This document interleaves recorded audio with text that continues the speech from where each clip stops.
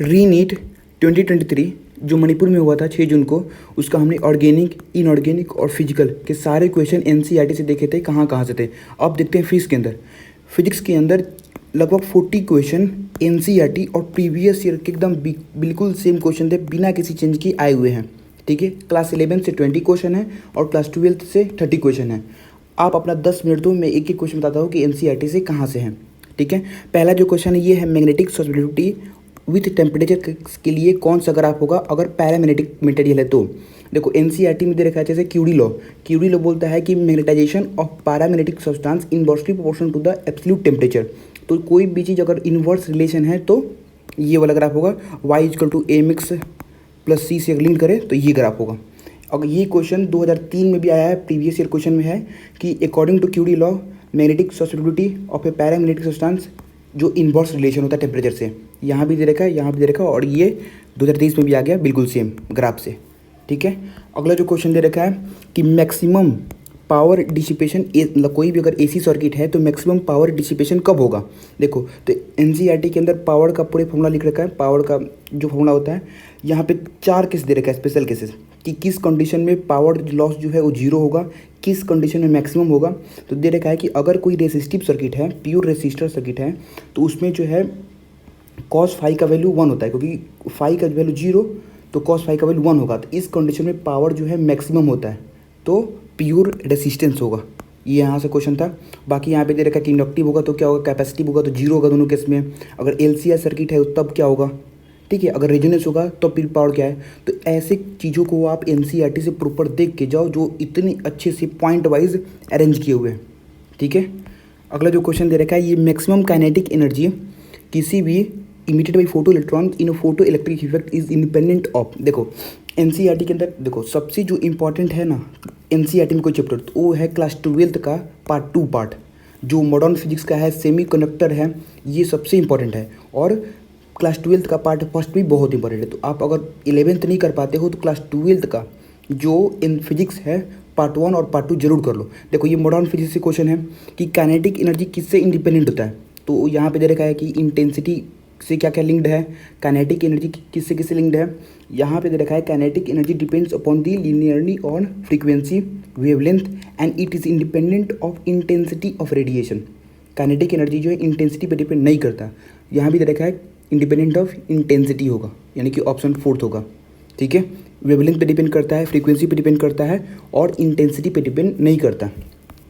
अगला जो क्वेश्चन है देखो ये करंट इलेक्ट्रिसिटी क्वेश्चन है कि अगर हम बात करें इलेक्ट्रिकल कनेक्टिविटी की तो फिर कौन सा सबसे स्मॉलेस्ट रेसिस्टेंस शो करेगा। देखो तो एनसीईआरटी के अंदर ये टेबल बनाया हुआ है, तो कभी भी आज तक एग्जाम में डाटा नहीं पूछा हुआ है कि हाँ एल्युमिनियम का बताओ आप रेसिस्टिविटी बता दो कि क्या होगा। कभी पूछता है तो ऑर्डर या तो पूछ लेगा कि अब इसको ऑर्डर में अरेंज करो, या लार्जेस्ट स्मॉलेस्ट पूछ लेगा। देखो तो रेसिस्टेंस जो है सबसे ज़्यादा होता है इंसुलेटर में, फिर होता है सेमीकंडक्टर में और सबसे कम होता है मेटल के अंदर। ठीक है, तो यहाँ पे आपको ढूंढना है मेटल कौन सा है। क्वेश्चन स्मॉलेस्ट पूछ रखा है तो मेटल यहाँ पे सिल्वर है, तो सिल्वर का जो है स्मॉलेस्ट होगा। बाकी जर्मेनियम और सिलिकॉन ये सेमीकंडक्टर हो गया और ग्लास जो है इंसुलेटर हो गया, तो सबसे हाईएस्ट इसमें होगा, फिर ये सिलिकॉन और जर्मेनियम होगा और सबसे जो कम होगा वो मेटल में यानी कि सिल्वर में होगा। ठीक है, और ये यहाँ पे टेबल से क्वेश्चन था। अगला जो क्वेश्चन है ये क्वेश्चन बहुत अच्छा क्वेश्चन है, सेमी कंडक्टर से है। देखो मैंने बोला था ना मॉडर्न फिजिक्स सेमी कंडक्टर, ये एनसीईआरटी से बहुत अच्छे अच्छे क्वेश्चन यहाँ से आते हैं। पहला इसमें 4 स्टेटमेंट दे रखा है, आपको कौन सा सही है वो बताना है। पहला जो स्टेटमेंट देखो कि दी ट्रांजिस्टर हैज़ 2 सेगमेंट, मतलब ये ट्रांजिस्टर है। पहले ये आपको पता होना चाहिए कि ये 2 टाइप के ट्रांजिस्टर होते हैं, NPN है या PNP है। तो ये NPN ट्रांजिस्टर है क्योंकि यहाँ से करंट जो है वो इमीटर के पास जा रहा है, तो ये NPN ट्रांजिस्टर है।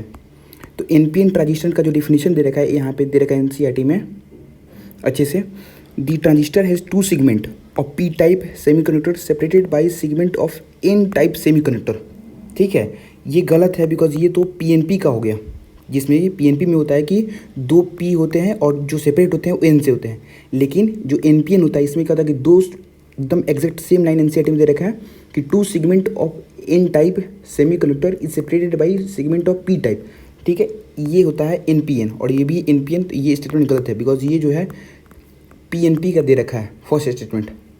दूसरा जो है emitter is moderate size and heavily doped, ये बिल्कुल सही है। यहाँ पे दे रखा है इमीटर के बारे में कि इमीटर जो होते हैं ये मॉडरेट साइज होते हैं और हेवली डुब्ड होते हैं, ये सही है। अगला जो स्टेटमेंट है द सेंट्रल सेगमेंट, आपको पता होना चाहिए सेंट्रल सेगमेंट किसको बोलते हैं, तो बेस को बोलते हैं सेंट्रल सेगमेंट। यहाँ पे आंसर दे रखा है बेस को बोलते हैं सेंट्रल सेगमेंट, और central segment is thin and lightly doped, तो बेस को बोलते हैं सेंट्रल सेगमेंट और ये वेरी थीन होता है और लाइटली डुब्ड होता है। एकदम सेम लाइन एनसीईआरटी का उठा हुआ है। जो अगला स्टेटमेंट है emitter base junction is reverse biased in common emitter amplifier circuit, same line यहाँ पे दे रखा है कि emitter base junction is forward biased, यहाँ पे दे रखा है रिवर्स बाइज्ड, यहाँ पे दे रखा है forward biased in the base collector, ठीक है।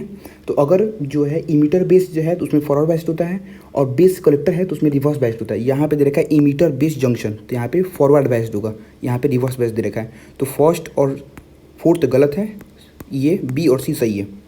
तो देख लो आप 1 2 3 4 स्टेटमेंट जो है एनसीईआरटी के एक ही पेज से उठाए हुए हैं, और इतनी अच्छी जो कि आपको किसी टीचर के नोट्स में नहीं मिलेगा। आप टीचर के नोट्स प्रॉपर बनाओ, लेकिन कुछ चैप्टर्स ऐसे हैं जो कि आपको एनसीईआरटी से अच्छे से होने चाहिए।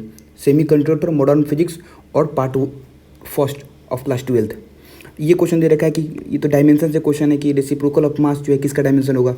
तो एनसीईआरटी हर चैप्टर के लास्ट में एनसीईआरटी के बाद में टेबल दे रखा है डायमेंशन का कि जितने भी टर्म्स हैं उसके डायमेंशन क्या है, हर चैप्टर में दे रखा है। तो इसको आप जरूर कर लेना, क्योंकि लास्ट ईयर 2021 में भी क्वेश्चन था, 2022 में भी क्वेश्चन था और इस साल भी क्वेश्चन है। मतलब ये कोई भी एग्जामिनर जो है या तो इसको मैच द फ्लोइंग पूछ लेता है, लास्ट ईयर 2021 में इसे मैच द फ्लोइंग क्वेश्चन आया था, ठीक है। ये चारों ऑप्शन में था और ये चारों था मैच द फ्लोइंग करना था, और इस साल बस पूछ दे कि मास का रिवर्स किसके डायमेंशन में होगा, तो ये ग्रेविटेशनल कॉन्स्टेंट में होगा, ठीक है। अगला जो क्वेश्चन दे रखा है यहाँ पे देखो, ये एनसीईआरटी के इंटेस्ट से क्वेश्चन है, बिल्कुल सेम क्वेश्चन है। कुछ नहीं, एक लॉन्ग स्ट्रेट वायर दे रखा है जिसका लेंथ ये है, मास ये है, उसको सस्पेंड कर दिया horizontally in uniform horizontal magnetic field दे रखा है 0.7 T tesla. Amongst the current flowing through the wire, कितना करंट फ्लो करेगा। देखो कुछ नहीं होता, ये एनसीईआरटी में सेम दे रखा है, बस डाटा डिफरेंस है। मास जो है यहाँ पे 200 ग्राम दे रखा है, लेंथ 1.5 मीटर दे रखा है। यहाँ पे करंट दे रखा है, आपको मैग्नेटिक फील्ड बताना था। यहाँ पे मैग्नेटिक फील्ड दे रखा है 0.7 T, आपको करंट बताना था। मतलब कुछ नहीं है, किसी भी वायर को अगर मैग्नेटिक फील्ड में रखें तो नीचे वायर का मास के कारण mg लगेगा और जो मैग्नेटिक फोर्स लगेगा वो ILB होगा। बस इस दोनों को बैलेंस कर देंगे तो वो सस्पेंड हो जाएगा, सस्पेंडेड हॉरिजॉन्टली, और यहाँ भी है सस्पेंडेड इन एयर, ठीक है। तो बस हमको कुछ नहीं करना था, mg को इक्वेट करना था ILB से।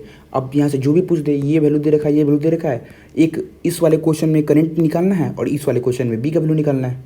तो ये एनसीईआरटी के इंटरेस्ट से बिल्कुल सेम क्वेश्चन था। अगला जो क्वेश्चन है ये दे रखा है कि गॉस लॉ, मतलब डिफिनीशन से क्वेश्चन है कि electric flux through a close surface किस पे डिपेंड करता है। तो डिपेंड करता है net charge enclosed by the surface. ये सेम लाइन यहाँ पे दे रखा है गॉस लॉ के डिफिनीशन में कि electric flux through a close surface, ठीक है, total charge enclosed by surface depend करता है, total charge include by the surface, ठीक है। तो जो इंपॉर्टेंट चीज़ें जो डिफिनीशन है क्लास 12 की एनसीईआरटी बहुत ही इंपॉर्टेंट है, और उसके इंटरेस्ट क्वेश्चन आप सारा क्वेश्चन देखते रहो। ये क्वेश्चन दे रखा है यहाँ पे कि कौन सा गलत है। ये तो स्केलर और वेक्टर क्वांटिटी पे क्वेश्चन है कि pressure is a vector quantity.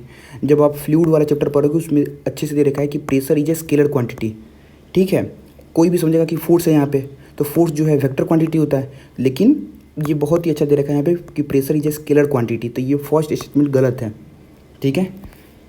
अगला जो क्वेश्चन दे रखा है यहाँ पे देखो, ये कुछ नहीं है, ये एरर से क्वेश्चन है यूनिट डायमेंशन से कि डायमीटर ऑफ स्फेरिकल बॉब जिसको हम वर्नियर कैलिपर से मेजर किए तो ये 5 रीडिंग आया, ठीक है। इसका मीन डायमीटर क्या होगा आपको बताना है।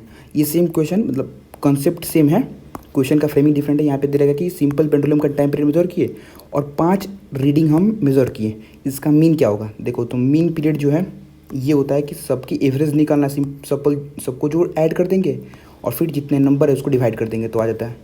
यहाँ भी करना था, सबको ऐड करके और फिर उसका मीन निकाल लेना था, यानी कि फर्स्ट ऑप्शन। अगला जो क्वेश्चन दे रखा है ये सर्कुलर मोशन से क्वेश्चन है कि अगर यूनिफॉर्म सर्कुलर मोशन है, वेलोसिटी और एक्सेलरेशन का कौन सा इसमें से सही है। देखो यूनिफॉर्म सर्कुलर मोशन होता है यानी कि बस स्पीड कांस्टेंट होगा, वेलोसिटी चेंज होगा और एक्सेलरेशन चेंज होगा। वेलोसिटी का फॉर्मूला होगा आर ओमेगा और एक्सेलरेशन होगा ओमेगा स्क्वायर आर।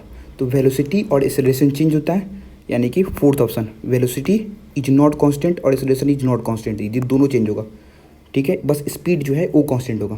तो ये जो एनसीईआरटी का थ्योरी है वो भी बहुत इंपॉर्टेंट है, ये थ्योरी से क्वेश्चन था जो समरी देता है लास्ट में उससे। अगला जो क्वेश्चन दे रखा है ये वर्क पावर एनर्जी से क्वेश्चन है। देखो मतलब कोलिजन से क्वेश्चन है कि एक बुलेट है मास एम का जो कि हीट के एक ब्लॉक में जिसका मास कैपिटल एम है, इलास्टिक कोलिजन हुआ, ट्रांसफर एनर्जी जो है मैक्सिमम कब होगा। देखो जब भी एनसीईआरटी में कोई चीज़ जैसे पॉइंट वाइज दे रखा है, जैसे यहाँ पे एनसीईआरटी में दे रखा है पॉइंट वाइज कि केस 1 केस 2, ठीक है, तो जब दोनों मासेस इक्वल होंगे इलास्टिक कोलिजन के अंदर तब जाके ट्रांसफ़र ऑफ एनर्जी जो है मैक्सिमम होता है। तो यानी कि थर्ड, जब दोनों मासेस इक्वल होंगे तब जाके वेलोसिटी एक्सचेंज कर जाएगा। ठीक है, ये सेम लाइन यहाँ पे दे रखा है, और ट्रांसफ़र ऑफ एनर्जी जो है मैक्सिमम होगा। अगला जो क्वेश्चन दे रखा है यहाँ पे देखो, विस्कस ड्रैग फोर्स किसी भी मेटल स्फीयर पे कितना लगेगा, डायमीटर दे रखा है उसका, फॉल कर रहा है, एक विस्कोसिटी दे रखा है उस मीडियम का, वेलोसिटी ये है। आपको बताना है कि विस्कस ड्रैग फोर्स क्या होगा। देखो जैसे अभी आया था क्वेश्चन गॉस लॉ से, क्यूरी लॉ से, यहाँ पे है स्टोक्स लॉ। तो जो डिफिनीशन जो इंपॉर्टेंट है उसको देख, मतलब आप ऊपर से देख रहे हो तो जो डिफिनीशन है जैसे गॉस लॉ, स्टोक्स लॉ, ये सारे इसको देख के जाना। ठीक है, तो स्टोक्स लॉ का ये होता है कि जो विस्कस फोर्स है 6 पाई एन आर वी टी होता है, बस इसको यहाँ पे पुट करना था, सब कुछ दे रखा है 6 देर pi N R V T add करना, फोर्स आपको निकाल लेना था, थर्ड ऑप्शन हो जाएगा। अगला जो क्वेश्चन दे रखा है ये भी गॉस लॉ से ही है कि एक चार्ज है जिसको हम रखें सेंटर ऑफ द क्यूब पे, तो the flux coming through out through the one phase से क्या होगा। ये सेम क्वेश्चन देखो, अब पीवाईक्यू का जादू देखो, एक एक क्वेश्चन पीवाईक्यू से सेम आए हुए हैं, एक एक करके देखो। पहला क्वेश्चन ये था फ्लक्स बताना है, चार्ज इनसाइड दे रखा था। सेम क्वेश्चन 2001 में आया हुआ है, चार्ज दे रखा है सेंटर ऑफ द क्यूब पे, आपको बताना है कि flux through the each face क्या होगा। यहाँ भी flux through the each face क्या होगा, सेम है, इसमें सेकंड होगा, क्योंकि अगर हम क्यूब से बात करें पूरे क्यूब से फ्लक्स कितना होगा तो Q inside upon epsilon not होगा। अगर हम ईच फेस से बात करें तो क्यू अपन 6 एप्सिलॉन नॉट यानी कि सेकंड, और माइक्रोकूलम है तो माइक्रोकूलम ऐड कर दिए यहाँ पे, सेकंड होगा। यहाँ भी सेम क्वेश्चन है और यहाँ भी होगा ये वाला Q upon 6 epsilon not into 10 का पावर -6। अगला जो क्वेश्चन दे रखा है देखो, ये भी प्रीवियस ईयर क्वेश्चन से ही क्वेश्चन है, और क्या सेम क्वेश्चन है, इसमें एक डॉट भी चेंज नहीं है क्वेश्चन में, बिल्कुल सेम लाइन है। 2011 में क्वेश्चन आया हुआ था और इस साल 2023 में बिल्कुल सेम क्वेश्चन है। इसको अगर आपने करके गए हैं तो आपका स्पीड बहुत अच्छा होगा, इसीलिए प्रीवियस ईयर क्वेश्चन को 4 से 5 बार अच्छे से करके जाओ, क्योंकि और मतलब बाकी सारे क्वेश्चन आएंगे कि नहीं आएंगे, लेकिन इससे जो क्वेश्चन है बिल्कुल रिपीट होते हैं। क्वेश्चन कुछ नहीं था कि हम इलेक्ट्रिक फील्ड और मैग्नेटिक फील्ड दोनों सेम डायरेक्शन में है, उसमें एक इलेक्ट्रॉन को प्रोजेक्ट कर दिए, बताना था उस पर कि उसके स्पीड पे क्या इफेक्ट पड़ेगा। तो जो मैग्नेटिक फोर्स का 0 होगा, क्योंकि जो क्यू भी साइन थीटा होता है तो साइन 0, तो फोर्स मैग्नेटिक फोर्स 0। जो इलेक्ट्रिक फोर्स होगा, ठीक है, इलेक्ट्रोस्टैटिक फोर्स होगा वो होगा minus E epsilon E not, यानी कि जो अपोजिट डायरेक्शन में होगा। इलेक्ट्रॉन अगर इधर मूव कर रहा है तो चूंकि इलेक्ट्रॉन है तो नेगेटिव साइन, तो अपोजिट डायरेक्शन में लगेगा ये फोर्स, तो वेलोसिटी जो है डिक्रीज़ करेगा, यानी कि फर्स्ट ऑप्शन स्पीड जो है वो डिक्रीज़ करेगा। तो ये सेम क्वेश्चन 2011 में आया हुआ है और बिना किसी चेंज के इस साल भी आ गया।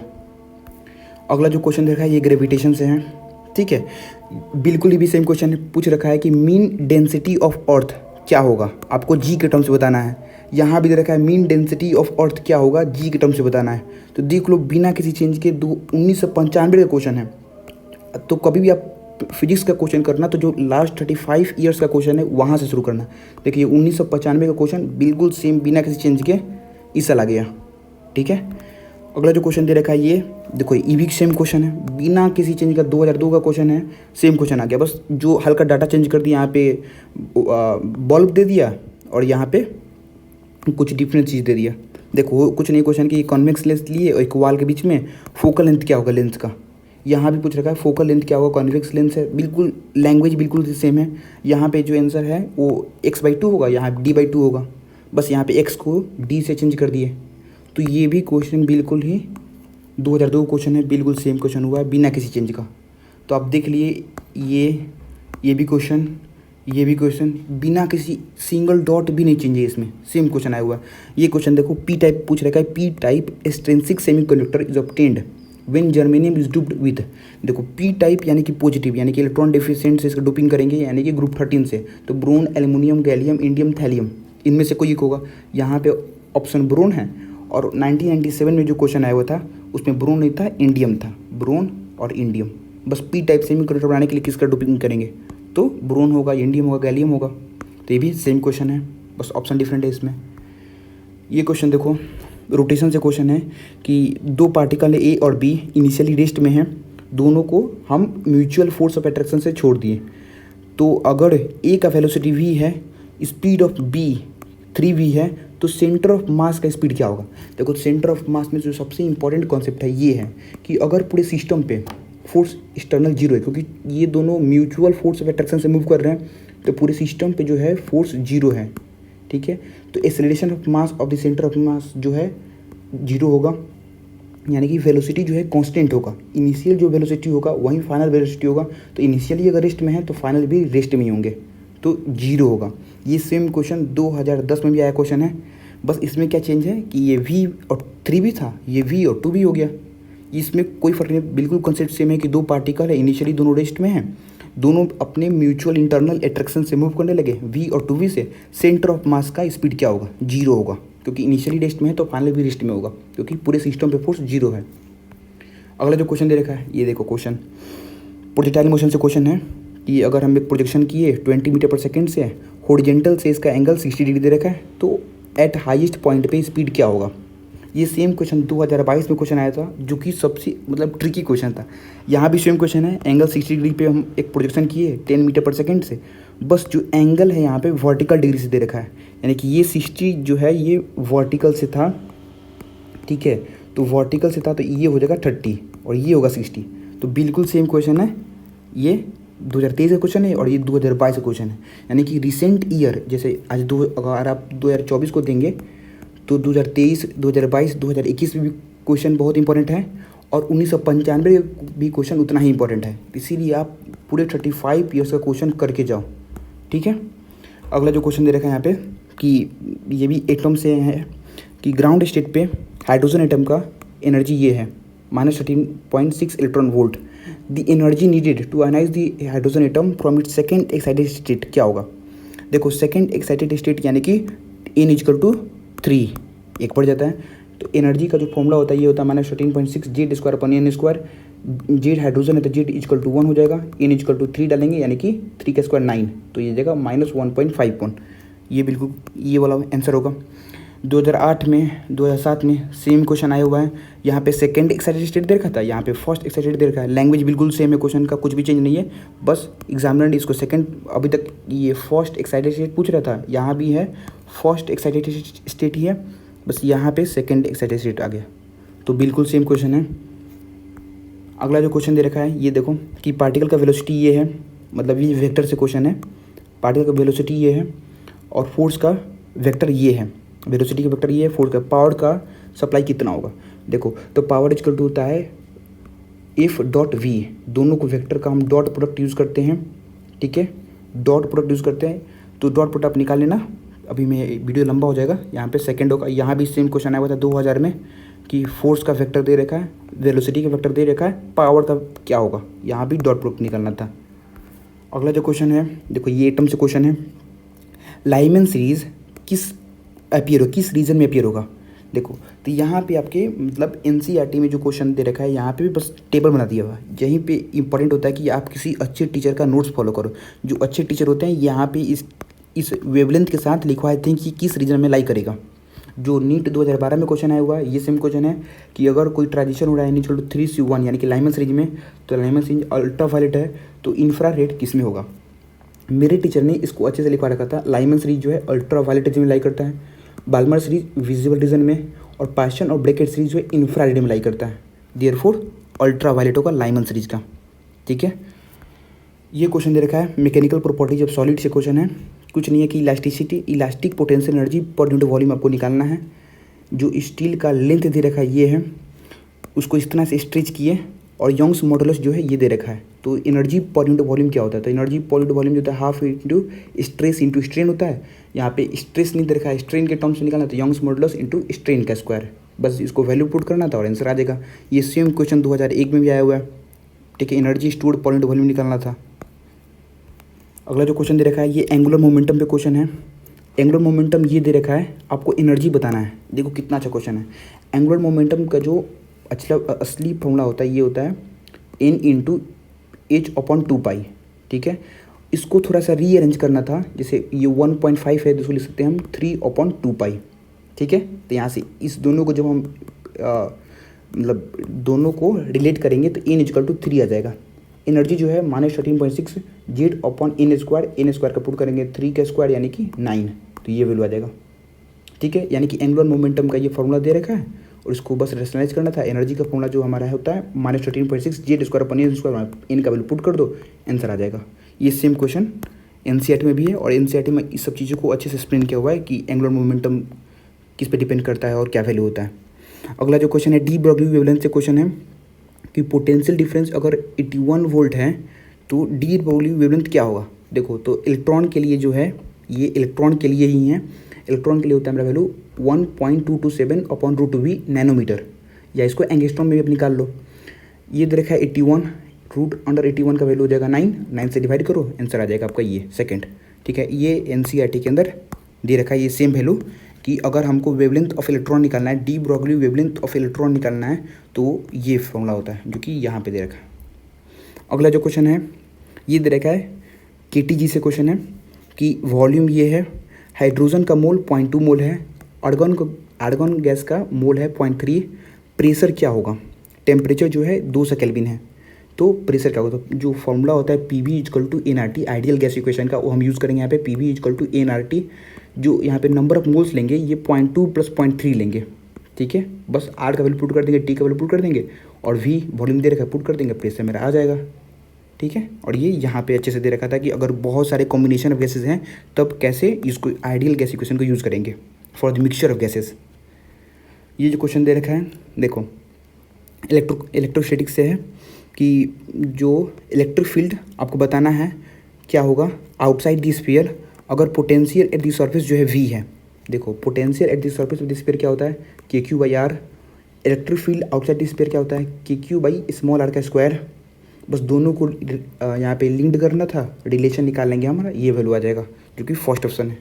तो ये बेसिक्स ऑफ होना जो कि आपको हर टीचर के नोट्स में या एनसीईआरटी मिल जाएगा, आप इसको दोनों को रिलेट करके और यहाँ से वैल्यू निकालना था इसको। अगला जो क्वेश्चन था ये कि डाटा दे रखा है यहाँ पे, रेडियस ये है, जो एन होता है वैल्यू यानी कि number of electron free electrons पर मीटर वॉल्यूम ये दे रखा है। ड्रिफ्ट वेलोसिटी क्या होगा आपको निकालना है और करंट जो है 10 एम्पीयर दे रखा है। तो ड्रिफ्ट जो करंट का होता है फार्मूला ड्रिफ्ट वेलोसिटी के टर्म्स में होता है NA/VD, बस VD निकालना था, I/NA का डाल देंगे आ जाएगा। ये सेम क्वेश्चन एनसीईआरटी में दे रखा है, सारा वैल्यू सेम है, आपको यहाँ पे करंट निकालना था। ठीक है, और यहाँ पे ड्रिफ्ट वेलोसिटी निकालने के पूछ दिया। तो सारे क्वेश्चन एनसीईआरटी बेस्ड ही हैं, बस आपको अच्छे से प्रैक्टिस होना चाहिए। ये जो क्वेश्चन है बहुत ही कैलकुलेटिव है, आपको अच्छा सा प्रैक्टिस होना चाहिए कि कम से कम टाइम में बिना घबराए हुए आपका ये आंसर तुरंत आ जाए। अगला जो क्वेश्चन दे रखा है ये एस्केप वेलोसिटी पे क्वेश्चन है। एस्केप वेलोसिटी जो है 11.2 किलोमीटर/सेकंड है। अगर किसी बॉडी को हम प्रोजेक्ट किए 22.4 किलोमीटर/सेकंड से तो उसका इनफाइनाइट डिस्टेंस पे उसका वेलोसिटी क्या होगा। देखो मेरे टीचर ने जैसे यानी कि ये पूछ रहा है पे इंटरस्टेलर स्पेस वेलोसिटी क्या होगा, तो मेरे टीचर ने एक फॉर्मूला लिखवाया था, एन निकालेंगे यहाँ पे V गिवन अपन V स्केप करके, तो एन का वैल्यू आ जाएगा 2 बस। तो जो इंटरस्टेलर स्केप वेलोसिटी होता है उसका वैल्यू होता है V=√n² - 1/V, यानी कि स्पेस में जाने के बाद उसका वेलोसिटी क्या होगा, बस यहाँ पे एन का वैल्यू 2 पुट कर देंगे और ये आ जाएगा। तो एनसीईआरटी में भी सेम क्वेश्चन यहाँ पे दे रखा है, बस यहाँ पे दे रखा है ये डिफरेंस यहाँ पे ट्वाइस है, यहाँ पे दे रखा है कि ट्राइस है, तो यहाँ पे n=3 पुट कर देंगे तो सेम आ जाएगा आंसर, मतलब डिफरेंट आंसर होगा लेकिन n=3 होगा, फॉर्मूला सेम होगा। तो ये आपको अच्छे से आना चाहिए हर टाइप के क्वेश्चन पे जो भी एनसीईआरटी में दे रखा है। तो ये एनसीईआरटी क्वेश्चन है और ये नीट का क्वेश्चन है। अगला जो क्वेश्चन है ये इलेक्ट्रोमैग्नेटिक वेव से क्वेश्चन है। देखो ये क्वेश्चन यहाँ पे है कि आपको डिस्प्लेसमेंट करंट निकालना था। ठीक है, डिस्प्लेसमेंट करंट का वैल्यू फॉर्मूला जो एनसीईआरटी में दे रखा है ID=C/dV/dt। ठीक है, और यहाँ पे dV/dt पूछ रखा है क्या होगा, डिस्प्लेसमेंट करंट दे रखा है और कैपेसिटेंस जो है वो दे रखा है 4 माइक्रोफैराड, तो 500 वोल्ट आ जाएगा। ये क्वेश्चन 2019 में सबसे पहला बार इस फॉर्मूला पे क्वेश्चन आया था। ये शायद एनसीईआरटी में एग्जैक्ट नहीं दे रखा ये फॉर्मूला। ठीक है, ये आपको अच्छे टीचर के नोट्स में या किसी पैकेज में मिल जाएगा।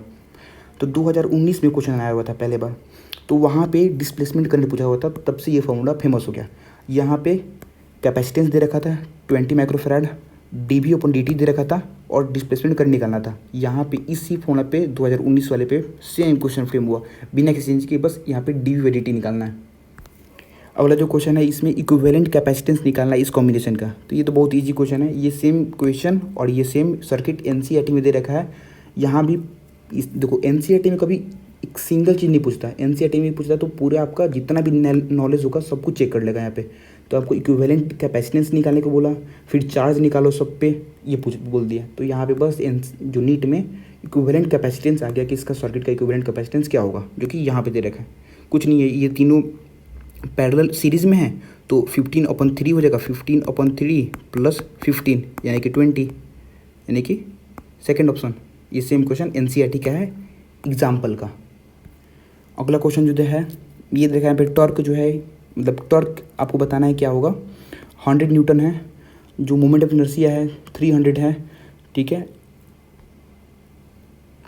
तो रेस्ट से starting from rest angular velocity क्या होगा 3 सेकंड बाद। बस सिंपल ये फॉर्मूला बेस्ड है, torque equal to I alpha होता है, अल्फा निकाल लिए, v equal to u plus AT होता है। इसको अगर हम लिंक कर दे एंगुलर फ्रीक्वेंसी से तो omega final equal to omega initial plus alpha T, omega final आ जाएगा यहाँ पे पुट करने से। तो ये फॉर्मूला बेस्ड है, आपको नोट्स में मिल जाएगा। अगला जो क्वेश्चन है ये VBFC क्वेश्चन है कि ऑर्गन पाइप पे पूछ दिया यहाँ पे कि 4th overtone of close organ pipe is same as the 3rd overtone of open organ pipe, ratio length का क्या होगा ओपन और क्लोज ऑर्गन पाइप में। ऐसा सेम क्वेश्चन 2015 में आ चुका है कि लेंथ पूछ देते हैं, मतलब कि एक क्लोज ऑर्गन पाइप और एक ओपन ऑर्गन पाइप को लिंक्ड कर दिए और आपका लेंथ का रेशियो पूछ देंगे, लेंथ पूछ देंगे। और ये आपको प्रीवियस ईयर में भर भर के क्वेश्चन मिला है आपको, मतलब 5-6 क्वेश्चन सेम मिल जाएंगे उस पर। मैंने एक बस यहाँ पे दे रखा है, ये भी सेम क्वेश्चन है। अगला जो क्वेश्चन है ये भी वही है कि कोलिजन से क्वेश्चन है न्यूटन थर्ड लॉ से, कि यहाँ पे बस ये है कि 60 डिग्री दे रखा था और ये 60 डिग्री वाल से दे दिया, यानी कि ये 30 डिग्री होगा। बिल्कुल कॉन्सेप्ट बिल्कुल सेम है, आप इसको सॉल्व कर लेना। ये भी प्रीवियस ईयर क्वेश्चन से क्वेश्चन है एसी जनरेटर से है कि एक EMF of generated by AC circuit, generator क्या होगा उसका नंबर ऑफ टर्न्स दे रखा है, एरिया दे रखा है, मैग्नेटिक फील्ड दे रखा है, आपको मैक्सिमम EMF बताना है क्या होगा एसी जनरेटर के अंदर। तो मैक्सिमम EMF का जो फॉर्मूला होता है एनसीईआरटी में अच्छे से दे रखा है, वो होता है NBA ओमेगा, तो ये हो जाएगा, ठीक है। ये भी सेम क्वेश्चन यहाँ पे आया हुआ था 2019 के अंदर कि EMF कितना इंड्यूस होगा कॉइल के अंदर एसी जनरेटर के अंदर, और ये भी यही है, ठीक है। नंबर ऑफ टर्न्स यहाँ भी दे रखा है, यहाँ भी एरिया दे रखा है, मैग्नेटिक फील्ड दे रखा है, कितने एंगल से टर्न किए वो दे रखा है। तो आप प्रीवियस ईयर करके जाओ अच्छे से 4 से 5 बार, आपका एक भी क्वेश्चन वहाँ पे कंफ्यूज नहीं होगा वहाँ पे। अगला जो क्वेश्चन देखो ये रे ऑप्टिक्स से क्वेश्चन है। देखो एक ग्लास है, उस पर एंगल ऑफ इंसिडेंस जो यहाँ पे 90 डिग्री पे है, तो एंगल ऑफ इमर्जेंस पूछ रहा है क्या होगा। जो एनसीईआरटी एग्जाम्पलर के अंदर जो क्वेश्चन है वो ये क्वेश्चन दे रखा है कि एंगल ऑफ इमर्जेंस वो 90 डिग्री है। यहाँ पे दे रखा है कि एंगल ऑफ इमर्जेंस जो है नॉर्मली है 90 डिग्री है, एंगल ऑफ इंसिडेंस से क्या होगा। तो जो ये क्वेश्चन जो फ्रेम हुआ है एग्जाम्पलर से क्वेश्चन फ्रेम हुआ है, यहाँ पे इमर्जेंस दे रखा था नॉर्मल हो रहा है यानी कि 90 डिग्री पे, एंगल ऑफ इंसिडेंस बताना था। जो क्वेश्चन नीट में आ गया वहाँ पे एंगल ऑफ इंसिडेंस जो है 90 डिग्री है, आपको एंगल ऑफ इमर्जेंस बताना है कि कितना होगा। तो बिल्कुल सेम कॉन्सेप्ट पे है, एक ही तरीके से सॉल्व होगा, ठीक है। अगला क्वेश्चन ये थर्मोडायनेमिक्स क्वेश्चन है कि आप ग्राफ दे दिया, आइसोबारिक प्रोसेस के अंदर वर्क निकालो। तो ये सबसे ईजी क्वेश्चन में से एक होगा, क्योंकि जब आप प्रीवियस ईयर क्वेश्चन करोगे थर्मोडायनेमिक्स का तो आपको मतलब कम से कम 20 से 30 क्वेश्चन आपको सेम पूछ देगा, वर्क डन क्या होगा किसी भी ग्राफ से, ठीक है। ये तो सबसे बेसिक है, आइसोबारिक प्रोसेस पूछ रखा है यानी कि AB से, बस ये AB प्रोसेस से कितना वर्क डन होगा। और यहाँ पे जो एनसीईआरटी में या प्रीवियस ईयर में क्वेश्चन है वो पूरे एक एक स्टेप से पूछते हैं कि ग्राफ से वर्क डन